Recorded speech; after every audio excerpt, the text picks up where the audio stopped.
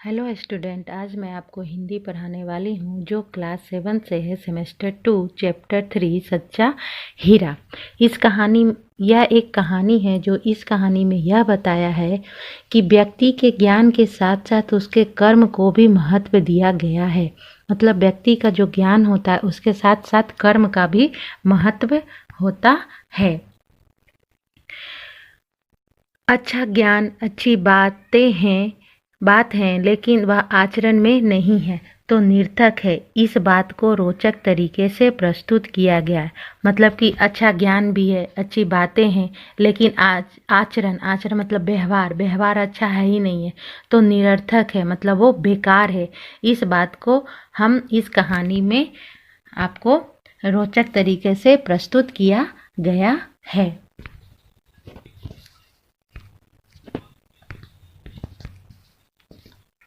सूर्यास्त हो रहा था। पक्षी चहचहाते हुए अपने नीड की ओर जा रहे थे। मतलब सूर्यास्त मतलब कि सूर्य का ढलना, शाम होना। तो और पक्षी जो है चहचहाते हुए अपने नीड की ओर जा रहे थे। नीर की ओर जा रहे थे। गांव की कुछ स्त्रियां पानी लेने के लिए घड़े लेकर कुएं की ओर चल पड़ी। गांव के जो कुछ स्त्रियां थीं वह पानी भरने के लिए घड़े लेकर कुएं की ओर चल पड़ी। देखो बच्चों, स्त्रियां सभी के सिर पर घड़े हैं और वो किस ओर जा रहे हैं? कुएं की ओर जा रहे हैं। किस लिए? तो पानी भरने के लिए। ठीक है।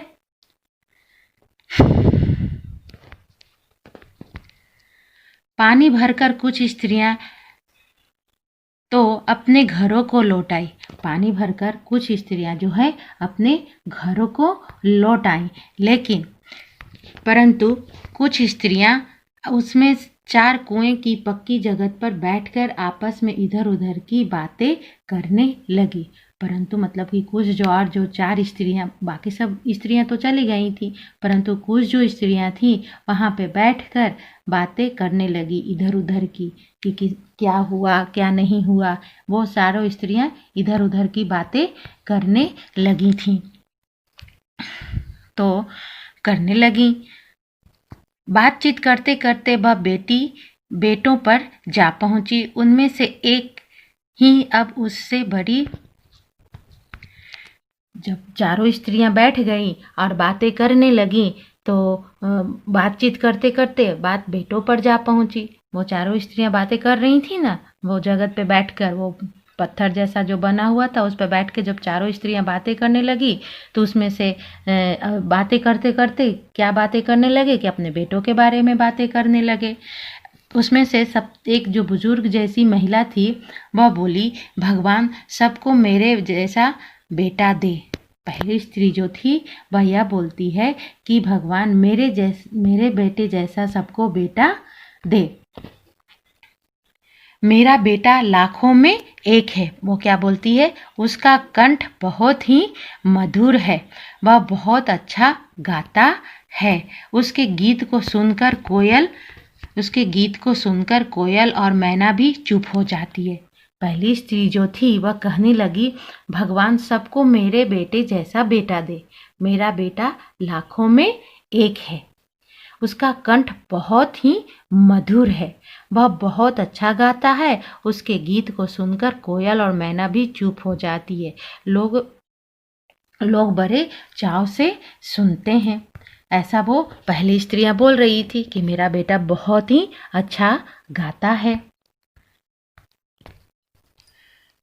लोग बड़े चाव से उस गीत सुनते हैं। चाव मतलब चाहत से।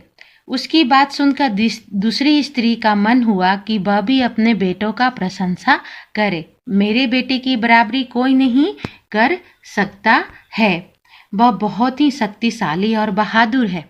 जो पहली स्त्री जब अपने बेटे के बारे में अच्छा अच्छा बोल रही थी तो दूसरी स्त्री सोची कि मैं क्यों चुप रहूं।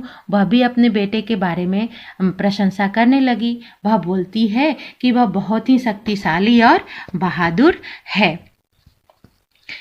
तब वह बड़े बड़े बहादुरों को भी पछाड़ देता है। वह आधुनिक युग का भीम है। दूसरी स्त्री बोलती है कि वह बहुत ही बहादुर है और वह आधुनिक, वह पहले मेरे बेटे का बराबरी कोई नहीं कर सकता।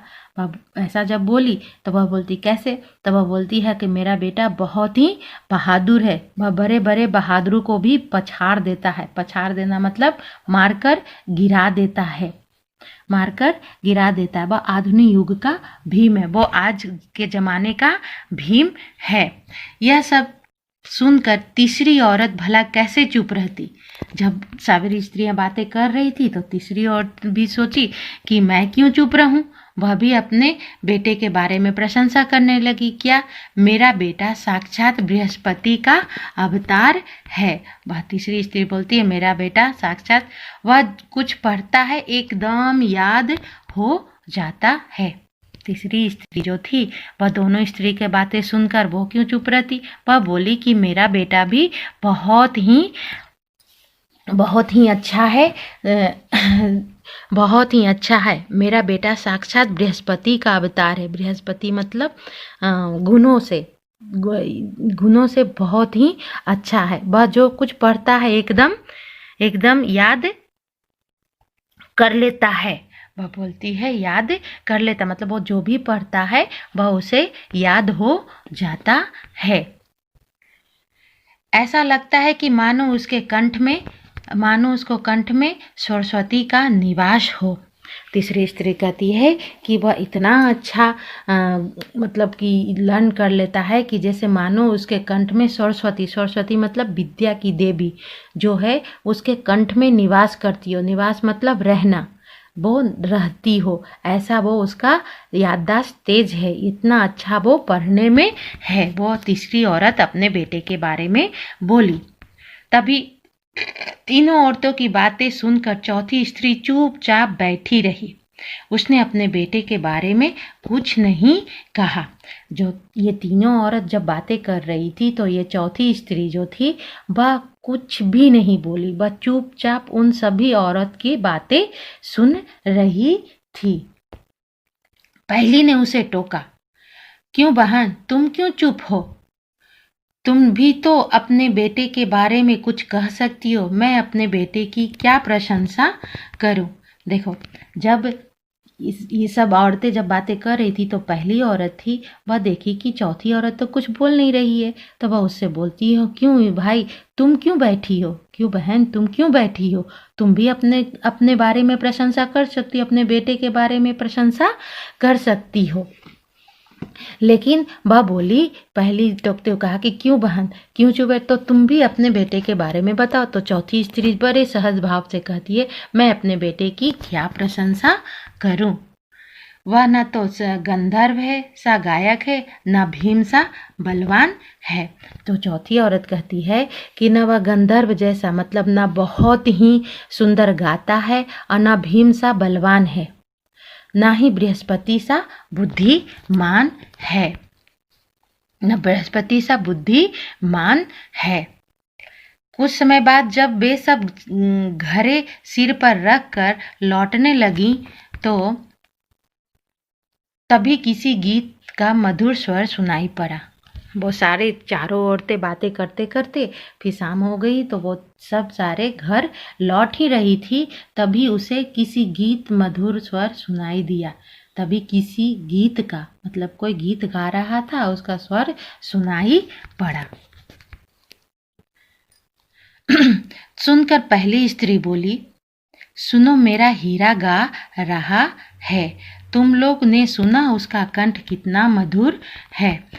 जब वो गीत गा रहा था तो वो बोले कि कितना सुंदर गीत कौन गा रहा है? तो पहली औरत बोली, वह मेरा बेटा है जो गीत गा रहा है। इतना सुंदर वह कौन है? मेरा बेटा जो है वो गीत गा रहा है। वह लड़का गीत गाता हुआ उसी रास्ते से निकल गया। उसने अपनी माँ की ओर ध्यान नहीं दिया। देखो, यहाँ पर जब जो पहली औरत का जो बच्चा था वो गीत गाते हुए वहाँ से निकल जाता है, लेकिन अपनी माँ की ओर ध्यान नहीं देता है कि मैं अपने माँ के पास जाऊँ और उनकी मदद करूँ। नहीं, वो ध्यान न देकर वो सीधे सीधे चला जाता है। इतने में दूसरी स्त्री का बेटा उधर से आता है। दूसरी स्त्री ने उसे देखकर गर्व से बोली, देखो वह मेरा लाडला बेटा आ रहा है, लाडला बेटा आ रहा है। शक्ति और सामर्थ्य में इसकी बराबरी कौन कर सकता है। इतने में ही जब पहली स्त्री का बेटा चला जाता है तो इतने में ही दूसरी स्त्री का भी बेटा वहाँ से निकलते हुए जाता है। वह बोलता है कि वह स्त्री जो है, दूसरी स्त्री वह बोलती है कि देखो मेरा बेटा आ रहा है, वह शक्ति और सामर्थ्य में इनकी बराबरी कौन कर सकता है। मतलब इसका इतना ये बलवान और शक्तिशाली है कि इसका बराबरी कोई नहीं कर सकता। बस यह कह ही रही थी कि उसका बेटा भी उसकी ओर ध्यान दिए बिना ही निकल गया। ठीक है, जब दूसरी का जो वहाँ से निकल जा रहा था तो वो भी अपनी माँ पर नहीं ध्यान देता है और वो भी वहाँ से निकल जाता है। वे कुछ आगे बढ़ी तो एकाएक तीसरी स्त्री का बेटा उधर से संस्कृत के श्लोक का पाठ करता हुआ निकला। जब दोनों स्त्रियों का, पहली और दूसरी स्त्री का बेटा जब वहाँ से निकला और कुछ उनकी मदद नहीं की, तभी वहाँ पर तीसरी औरत का जो है बेटा वहाँ से संस्कृत का श्लोक का पाठ करते हुए वहाँ से निकला और उसके उच्चारण से ऐसा लग रहा था मानो उसके कंठ में साक्षात सरस्वती विराजमान हो। वह संस्कृत का श्लोक, चाहे पोयम हिंदी का श्लोक, इतना अच्छा से वो गा रहा था जैसे लग रहा था कि मानो उसके कंठ में सरस्वती विराजमान हो, क्योंकि वह कुछ भी पढ़ता था उसको तुरंत लर्न हो जाता था। वो बिना देखे ही सारा श्लोक हिंदी का, संस्कृत का सब वो पढ़ते ही जा रहा था। तो उसको लगा कि ये तो बहुत ही अच्छा है, जैसे मानो उसके कंठ में सरस्वती का विराजमान है, ऐसा वो उसके उच्चारण से ऐसा लग रहा था। ठीक है, अब देखो यही है मेरा गोद का हीरा। वो तीसरी औरत बोलती है इसे कौन बृहस्पति का अवतार नहीं कहेगा। तीसरी औरत का बेटा कहती है कि देखो यही मेरा हीरा है, गोद का हीरा, मेरा बच्चा है, इसे कौन नहीं बृहस्पति का अवतार कहेगा। इतना अच्छा बोलता है और गाता है। परंतु उसका बेटा भी माँ की ओर देखे बिना आगे बढ़ गया। तभी वह भी जो है बिना माँ को देखे बिना ही वो वहाँ से चला जाता है। तीसरा बेटा भी, वह अभी थोड़ी ही दूर गया था कि चौथी स्त्री का बेटा भी अचानक उधर से आ निकला। जब तीसरी औरत का जो बेटा था वहाँ पर से जैसे ही वहाँ पर से निकला कि चौथी स्त्री का जो बेटा था वहाँ से आ निकला, अचानक उधर से वो भी आने लगा। ठीक है, फिर वो भी उधर से आ निकला तो देखता है कि वह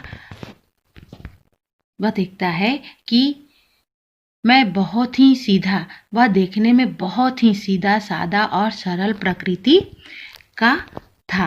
वो सरल प्रकृति का लग रहा था। उसे देखकर चौथी स्त्री ने कहा, बहन यही मेरा लाल है। चौथी स्त्री ने उसके बारे में बला ही रही थी कि उसका बेटा पास आ पहुंचा। चौथी स्त्री का, देखो तीनों स्त्री के तो बेटे चले गए, तभी अचानक चौथी स्त्री का भी बेटा आ गया और वह आ ही रहा था उनके कि चौथी स्त्री उसके बारे में बुला ही रही थी, मतलब उसको बुला ही रही थी कि उसका बेटा उसके पास ही आ पहुंचा। उसकी माँ उसको बुलाना ही चाहती थी कि वह जो बेटा था, उनका बेटा जो था वो वहाँ पर आ गया। अपनी माँ को देखकर वह रुक गया और बोला, माँ लाओ मैं तुम्हारा घड़ा पहुँचा दूँ। मना करने पर भी उसने माँ के सिर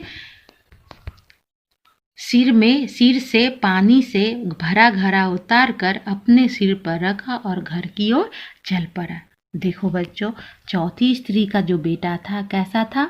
शांत, सीधा सादा और शांत प्रकृति का था। मतलब प्रकृति मतलब स्वभाव, शांत स्वभाव का था। वह अपनी बच्चों का बड़ाई भी नहीं की कि मेरा बेटा ऐसा है वैसा है, लेकिन ये तीनों स्त्रियां जो है अपने बेटों के बारे में बड़ाई कर रही थी कि मेरा बेटा ऐसा है वैसा है। लेकिन वो तीनों वहाँ से निकला, लेकिन किसी ने अपनी माँ की मदद नहीं की। लेकिन जब चौथी स्त्री का बेटा वहाँ आता है तो अपनी माँ का मदद करता है और उसके सिर से घड़े उतार कर अपने सिर पर रखता है और घर की ओर चल पड़ता है। तीनों औरतें बड़े ही आश्चर्य से चौथी स्त्री के बेटे को देखते रही। तब एक वृद्ध महिला जो बहुत देर से इन औरतों के पीछे चलती हुई उनकी बातें सुन रही थी, पास आकर बोली, देखो ये तीनों औरतें वहाँ पर देखते ही रह जाती है कि ये क्या हुआ। तभी वहाँ पर एक वृद्ध महिला, मतलब बुजुर्ग जो महिला थी, वो वहाँ पर आती है और बातें ही तीनों की, चारों की बातें सुन रही थी और उसके पास आकर बोली, क्या बोली, आकर बोली कि देखती क्या हो, यह सच्चा हीरा है, यही सच्चा हीरा है। देखो बच्चों, इसमें यही बताया कि जब चौथी स्त्री का घड़ा, उसके माँ ने सिर पर पानी से भरा घड़ा उतार कर वो सिर पर रखा और घर की ओर चल पड़ा।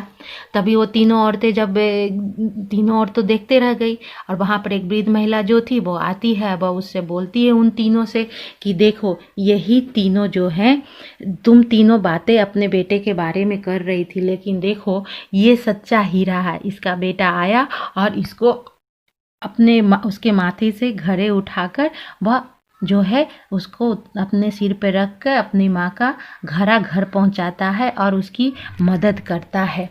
तो इस कहानी से हमें क्या सीख मिलती है? इस कहानी से हमें यह सीख मिलती है कि सच्चा हीरा उसी व्यक्ति को कहा जा सकता है जो अपने ज्ञान और गुण को आचरण में लाता है, यानी कि अपने व्यवहार में लाता है। आपके पास लाख गुण हो लेकिन आप किसी की मदद नहीं कर पाते हैं, अपने परिवार की मदद नहीं कर पाते, दूसरों की मदद नहीं कर पाते हैं, तो ऐसा गुण किस काम का? इसलिए अगर हमारे पास गुण है भी तो हमें उसकी मदद करनी चाहिए।